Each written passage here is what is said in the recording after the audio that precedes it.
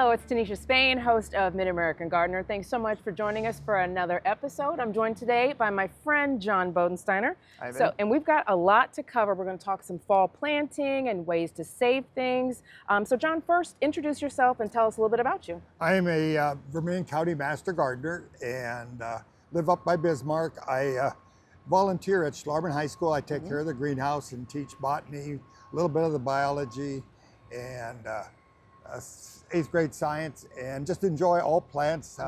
I've been in the program now for about 30 years. And so you're the plant guy. Yeah. And you love hosta. I do love hostas. Yes. I have between 200 and 300 varieties in my yard. So. And counting. Okay. So we're moving into the fall, right? It's officially there. And I understand you brought some peonies with you to kind of talk about how to transition those. Now, I cut mine off because the leaves were brown and everything was dead. So I cut mine back. Is that okay? That's fine. Okay. That's one of the things, and peonies, September, early October is the time to move peonies. Okay. Of any time of the year, this is the best time. So what do? So like you said, the first thing you do is you prepare the plant. You cut them so that the stems are no longer than 2 or 3 inches.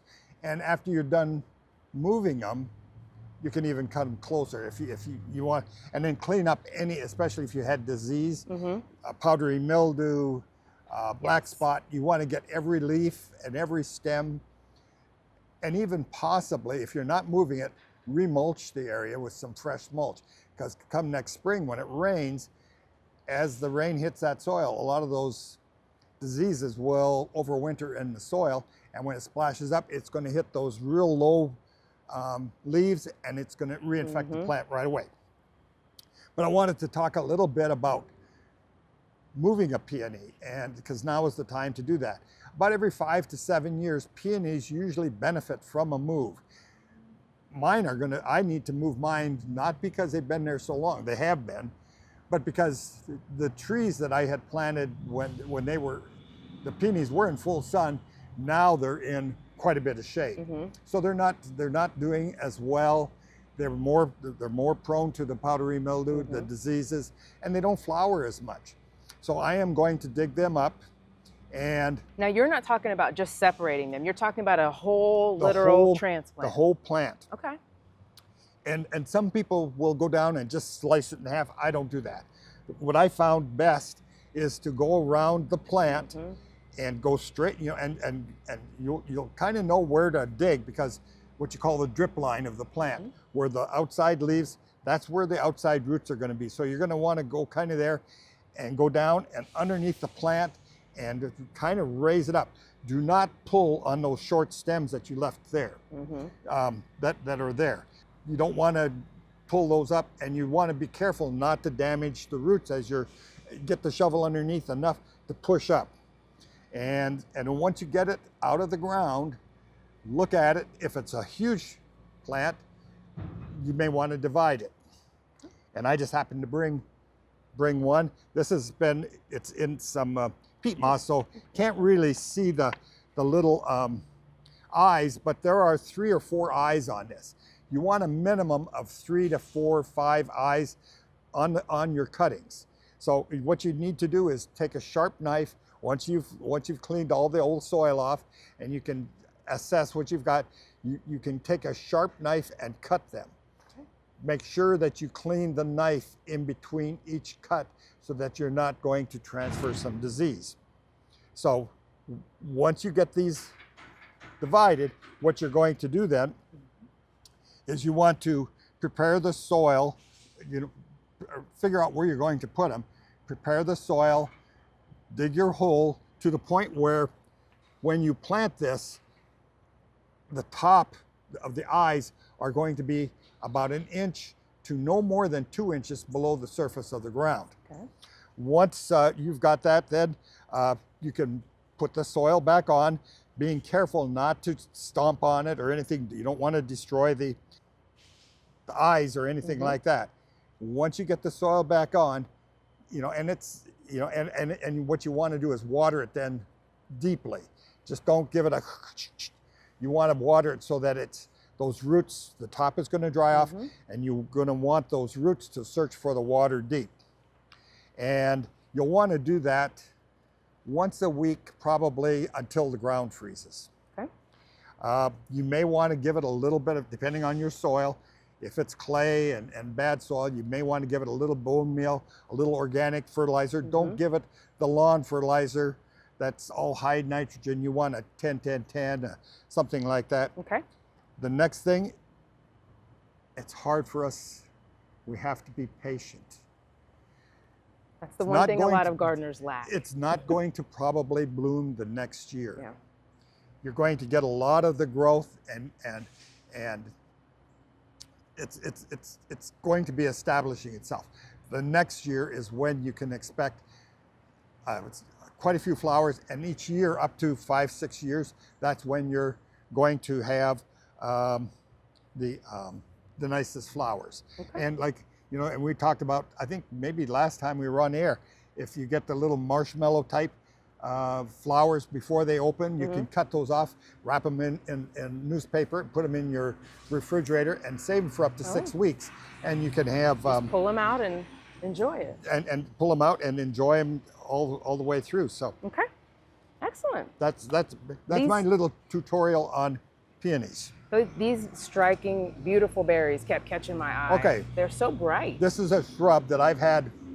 It was given to me by one of our other master gardeners, Pat Sollers, and this is called beautyberry, and it's native to North America. It's also, there are some others that are native to China, and you kind of have to watch. You want to make sure that you get the American one. The native one. This is Calicarpia americana. Okay. One nice thing, and a lot of people will be interested, is deer resistant. Doesn't mean that if the deer are totally really hungry, they're not going to come and munch on it. The birds and other mammals like these magenta little seeds. Can people eat these or just birds? I do not. There's not enough. They're all seed. Oh, so gotcha. I've heard people that make jams out of it. They'll pick them and make like a sauce out of them. They have to crush them a little bit, and I have heard that. But the leaves, which I find interesting, if you take this and you crush it like this, and then rub it on your skin, repel mosquitoes. So get some jewelweed, a beautyberry. Beautyberry, and there's 40 species of birds and mammals that will use this. Very pretty. It's gorgeous to look at. Now, how tall does it get? Okay, 6 to 8 feet high. Okay. 6 to 8 feet wide. Okay. And again, it will do well in sun. It'll do well in partial sun, and it'll do okay in shade. Okay. In shade, especially deep shade, you probably won't get near the number of berries.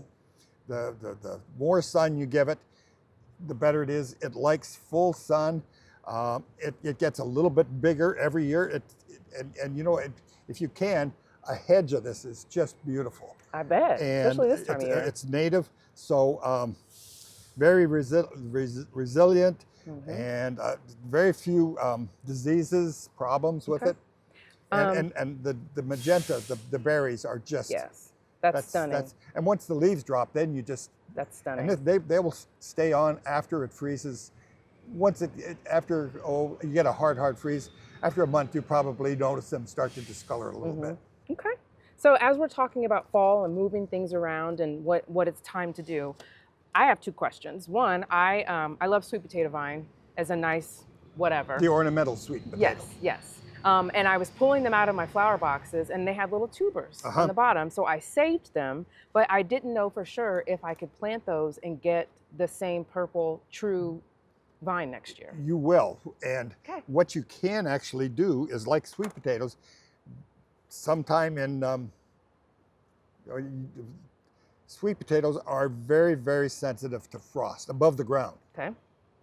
So you never want them to freeze. So, but what you can do is your little tubers is get them going mid-March, early April, and they'll put up little shoots. And what you do is It's awfully hard, but you break them off, Oh, and then you put them in a glass of water, and then they will root. And that is what you can plant also. And you Oh. can get 20, 30 plants out of that one tuber. Then you can also plant the tuber. Okay. So I just learned something new. So it's you know, and that's how with sweet potatoes. If you go to the store, you can buy there's about hundreds of different types of sweet potatoes, but certain types are more bulbous and Yes. they're not as sharp. They're more stocky and just nicer for us to eat. You can do the same thing with them. Is start your little shoots, and the hardest thing is to break them off. Break it off. But and you want them about 8 inches to 10 inches tall, and you can just keep doing that. Just keep snapping them off. As each of those little that gives eyes me something to do produce, in March. Yeah. When I'm just wanting to get my hands get your hands dirty in something. Yes, yes. Second question I have is tulips. So I pulled them up once they were spent in the spring, and they're in the garage fridge in a paper bag. Is now the time, or are we in that range of when I can put them back in the ground? You can put them in anytime. Okay. You got that's a spring flowering bulb, and now is the time really that you want. It's the better time is right now. A lot of people forget and they wait till sales are on. By that time, the ground is already really cold, and the tulips, the daffodils, you want them to get them established. You want those little roots to get down and hold them in the ground. Otherwise, and another thing, all those little skins that are there, do not leave those around the ground, because that's kind of like a flag to squirrels saying, hey, she just planted some tulips here. Come dig them up. And so make sure that and if you have really bad squirrel problem, you may want to just take some chicken wire and lay your bulbs, dig your hole, dig a bed, because mass beddings are much nicer. Lay your bulbs, lay some chicken wire over it, and then put the soil on top of that. Put some rocks down to hold it so that the chicken wire doesn't pop out. And then with squirrels, they can't get to them. You know what I found? Pine cones. Pine cones? They don't like pine cones. They do not, because they're sharp. Cats are the same way. And those, what is it? The one tree that has all the little bulbs, flowers. I don't know. Is it the bubble gum? It's like Gumdrop or something like that? Yeah, it's sweet gum. Sweet gum. Sweet gum. Cats and squirrels, they hate those, because those have got, actually, if you hold them, they're sharp. Interesting. So yeah, I've noticed ever since I put the pine cones on my pots, they have not dug in those particular ones. So now is the time to plant your daffodils. Now is the time to dig your cannas, your gladiolas, your dahlias, and all the ones that we are tender bulbs. Gotcha. So now's the time to dig them, but plant all your spring flowers. Okay, there's always something to be done. There's always something. Yes. All right, John, thank you so much. You bet. So we popped in with our friend Rusty Maulding a couple times this year. We went in the spring to talk about the flower bed that they had put in, and then we went back towards the end of summer for an update on how things are growing. Check it out.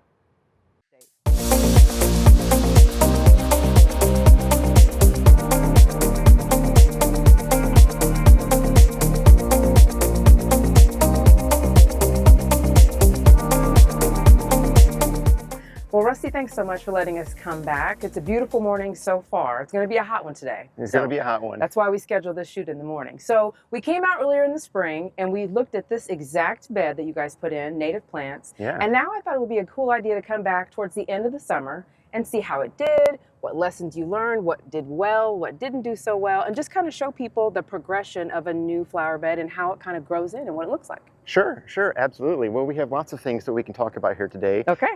So let's start in on what's sort of underneath our feet right now. Yeah, I noticed the crunching when we walked up. So every time you do a new installation under an existing tree, you're oftentimes going to be damaging the roots. So this particular hackberry above us did suffer some root injury. We had some mechanical removal of some soil that also kind of added to that, and we're in a dry period right now. And so what's happening is we're getting some early senescence, some early leaf drop. That's a stress response. Interesting. We have not watered this at all this year until yesterday. So in response to this, one of the best things that you can do is go out and water. Don't focus on fertilization. Okay. Just strictly water and mulch, and doing some of those cultural practices that are sort of in best practices for plant care. Gotcha. I noticed that, and I noticed that they weren't like autumn color; they were just fallen leaves. They just straight up fell off because the Interesting. trees said, "Hey, you know what? I don't have enough water to keep and support these leaves." Interesting. And so the benefit of the food production they're doing was outweighed by the lack of water to Gotcha. keep it viable. So if you are putting in beds or installing things under a tree, expect this, is what you're saying, if you disturb the root system? So this happened to one, well, I guess it did happen a little bit to the other two as well. This one a little bit more acutely. So you can anticipate a little bit. We also did a lot of plugging here. We were plugging about once every 15 inches or maybe 12 inches. Gotcha. And we did some soil removal. So there was definitely, it was invasive. Gotcha. Normal Okay. planting, you won't see quite this response, but you can expect a little bit of leaf loss early. And does that create competition, I'm assuming, between everyone trying to vie for a drink here? You know, it's actually a little bit more resembles what would happen in nature. Because typically you go out into the woods and you don't see trees with just nothing around them. So it's actually kind of restoring a balance. Gotcha. So a native planting under a tree is way better than turf. Got it. Noted. Yeah. Okay. Yes. And speaking of natives, this was intentional. This median bed here are almost all native plants. Correct. Which ties into what we've been talking about. You've got the Native Plants of the Midwest book. Yeah. And that's got 500 native species in it. And are all 500 in this median? You said you did a lot of plugging. We so. did a lot of plugging, and some people would say this is species rich, Nice. but we didn't get 500 in. Nice. No, one of the things I really like about this book is he does a nice job of setting it up by sort of ecosystem. So there's a woodland area, which is going to speak to kind of the plants in this space, and then there's a prairie area, which is going to speak to the plants in the full sun area here right next to us. Okay. So let's talk about some of the progress that you've seen this summer. Yeah. So one of the things that most gardeners are after is what do I plant in dry shade? And so you know, the native Illinois plantscape, if you will, has some solutions. We ended up finding or using this zigzag goldenrod. Zigzag is kind of in reference to the nature of how the stem will oscillate back and forth or create a zigzag. It's a great ID feature. This is a zigzag goldenrod, and unlike it gets a bad rap occasionally as being aggressive and also causing hay fever. It can be aggressive with certain species. This one is not. This one is very tame. It does a great job in shade, only gets to be about 2 to 3 feet tall, and stays put fairly well. So one of the chief benefits of the goldenrod is it's a late season nectar and pollen feeder for all of the pollinators and insects that come through that rely on that. And this is really the thing that kind of helps get them through the winter. Or get them to their final destination if they're migratory like the monarchs say. It's one of the last food sources that they'll have left. Right, This exactly. is gorgeous too. It's a pretty Yes. dainty little flower. So that's another one. It's shorty eyes aster or shorts aster. Does really, really well in a shady and dry location. This guy's going to do a little bit better probably if it has a little bit more moisture, but the shorts aster, straight up dry shade, it's going to do well. These are 1-year plugs. So we installed these almost a year ago, well, in like a couple of weeks. So what you're seeing next year will be a lot more robust. We're just a little early on the flowering time. We're, you know, sort of late August, early September is whenever they just start to get going. And then they'll flower reliably for the next month. And you know, everything we plant doesn't always take off. You know, that's just the way it goes. Is there anything that you put in this shady bed that perhaps didn't work and maybe you'll try something different next year? Or, you know, I think it's important for people to know that everything you plant is not always going to make it. Sure, sure. No, absolutely. There was a species of aster. It was oblongifolium, and I apologize. I'm not going to remember the common name. That's all right. But we planted that in sort of this area over here to our left. And upon my inspection today, we only found 2. That happens. So that's part of the reason why whenever you're planting native spaces, getting a right mix, sometimes things do really well, and sometimes things maybe get out competed or just aren't as happy in those spaces. And so you plant a broad spectrum, and it's survival of the fittest a little bit. Okay. So now we move into one of the sunny sections. Sure. This has filled in a lot in the past few months. It has. It has. This has really done well. The whole thing is this exceeded my expectations. Nice. This was planted last May, or a year ago last May. So it's had 2 summers now, and this showy black-eyed Susan has really it is doing what it says. It's showing. And we've got some nice liatris behind here. There are in and amongst all of this some various sedges and grasses. So there's some little blue stem. There is some spirabolus or prairie drop seed that's in here. It's all kind of helping hold everything up. And so it's not all showy right now. And that's part of the goal, right? When we visited and talked this spring or early summer, we had quite a bit that was showing. Yes. 3-4 months later, we still have lots of great things that are in color. It's just different. And that's the idea, right? To keep something in bloom Absolutely. at all times, to have something to look at. Would you consider this established? Is this bed, or would you add more to it? No, this bed right now is what I would consider established. I was considering trying to plug in a few additional things in the shady areas. But I think I'm just going to let that go. The plant per square foot is about right. It just need a little time to grow. Just need some time to fill in. That's the patience we talked about of letting the beds develop. What worked really well in here? Is there anything besides the black-eyed Susans? Sure. But what else worked really well in this bed? Early season, we had a lot of penstemon, yes, I remember. Beard's tongue. That did really well. The liatris has done well. There's another plant. It's back up in here. I'm going to try to find one. As I'm on the move, try to find one that's in flower. Well, I'm not finding one. Not finding one? All right. This is the stiff goldenrod. And this is going to have kind of a flat flower. It's not quite there just yet. There's just a few peeking up here and there. Another goldenrod family. This one, one of the things that Brannigan said in his book is that this should not be planted in fertile garden soil because it will self-sow. So it does like competition. That will help keep it at bay.